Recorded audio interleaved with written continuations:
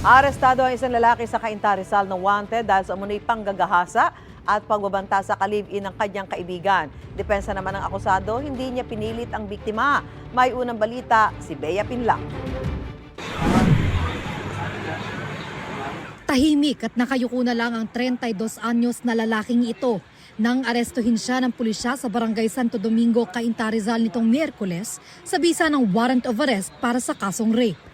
3 taon na ang nakalilipas ng umano'y gahasain at pagbantaan niya ang nooy 21 anyos na kinakasama ng kaibigan niya. Nilapitan ng ating biktima itong ating akusado dahil 3 araw nang hindi umuwi yung kanyang live-in partner na kaibigan ng ating akusado. So pinapunta ng ating akusado yung biktima sa kanyang tinitiran.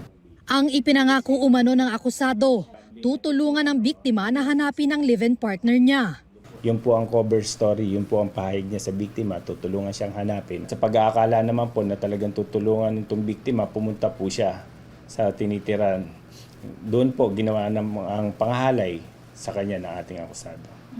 Pinagbantaan pa raw ng akusado ang biktima. Itinanggi niya ang paratang. Pumayag naman po siya. Siya naman po may gusto, hindi naman po ako eh. Niyakap niya ako.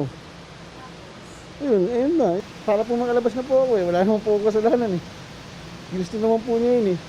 Ayon sa pulisya, dati nang nakulong ang lalaki dahil sa iligal na droga at pagsusugal. Walang piyansa ang kasong rape na kinakaharap niya. Ito ang unang balita. Bea Pinlac para sa GMA Integrated News. Gusto mo bang mauna sa mga balita? Mag-subscribe na sa GMA Integrated News sa YouTube at tumutok sa unang balita.